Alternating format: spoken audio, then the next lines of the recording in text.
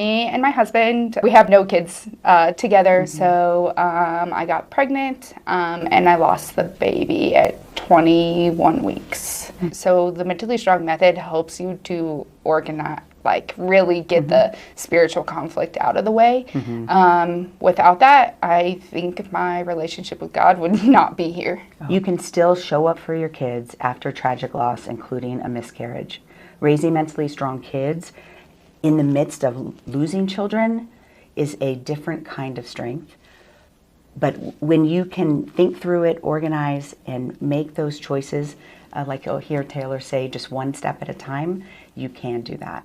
All right, we get to talk about raising mentally strong kids and the pressure of that on moms. I mean, I think all parents, but I think moms take a lot of the emotional pressure of making sure our kids are mentally strong. So share with us a little bit about what shaped you as a mom and tell us about your family. So I have 2 boys. I also have 2 stepkids. And then in March, I had a miscarriage to a baby. I'm married. I think I was really shaped into the mom I am just from the family that I was built up in. I have 5 sisters, so I grew up with a lot of kids around. And you've gotten to work with me in the Mentally Strong method and have a different, spin or view on mental strength now.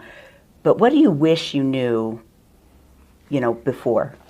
I think it's that no matter if you think you're invincible, something is going to come up in your life where you need to have mental strength.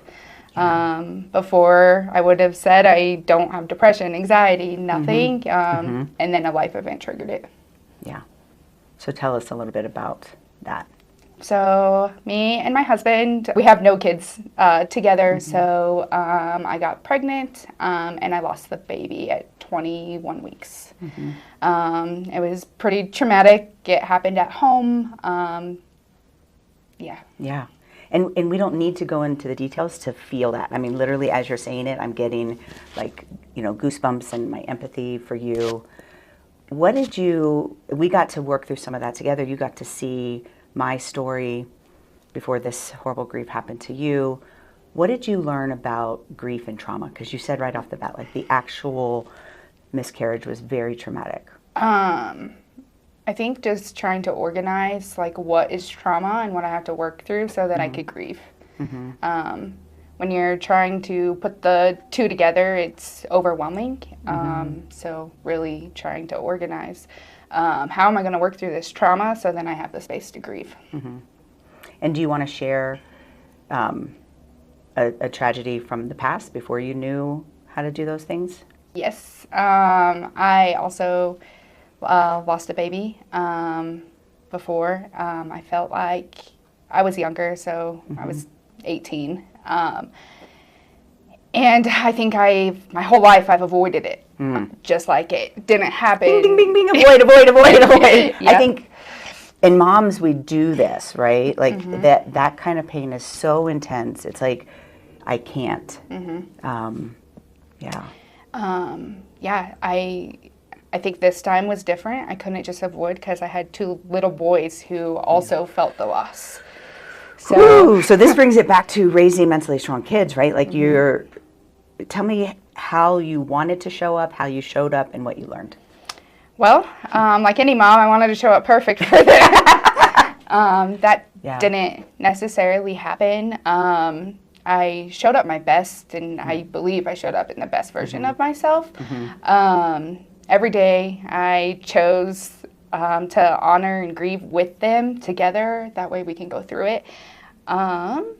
While I was showing up, I showed them the importance of still working and continuing on with life and not getting stuck. So when they didn't want to go to school, I showed them, we got to go to work. We have to go to school. It's a part of life. And so just. But then you did some special things in the evenings, weekends. You want to share? What we did, a balloon release on what would have been my due date to kind of honor the baby and do different things. You can call him by his name. To honor Colby. So we did do things like that. My husband, he got a tattoo with Colby's name on it, and then just little things super important. I had a soccer ball blanket, and I was having a really rough day one day, and my son brought home, he had like the Secret Santa at school, a soccer ball necklace, so that I could remember like the baby. And so, yeah. Yeah. And it's been a year and a half? It's been since March, so not quite a year. Yeah, so it's coming up on the anniversary. It is. What's our plan there? I think just having an intentional day with the family and really like feeling, obviously there's going to be lots of emotions and just feeling it together. Now, shifting gears a little bit, because you do know the Mentally Strong method, and we always like, you know, think, organize, and choose through your hardship. But a lot of times we ask, like, in your past, you know, what has shaped you? When you were growing up, what did you learn about mental strength in your family? Honestly, like, my parents were just go-getters, super hardworking business owners. So I don't even know that I was introduced to mental strength. Well, you learned avoiding and grit and resilience and pushing through. I think this is the culture of, you know, strong functioning people, is that we just, we have a lot of grit, so we get through it. But we don't necessarily process it and feel strong in it. We end up feeling overwhelmed and stuff like that. What about faith? How does your faith help you in your mental strength? I think the two coincide together. Spiritually, shoot. Yeah. Blank cut. Crap. I had lost my train of thought. Yeah. Well, I mean, I can ask a more specific question, because I think this comes up in grief a lot, of, you know, what happens after death. And, you know, how does your belief about that, you know, help you in the hardship? I think when you experience like a huge life event, your initial reaction is to be angry, and angry at God, and a lot of anger, and not understanding the why. So the Mentally Strong method helps you to organize, like really get the spiritual conflict out of the way. Without that, I think my relationship with God would not be here. Because it really drilled into just unlayering that. Yeah. What do you wish other people knew about mental strength?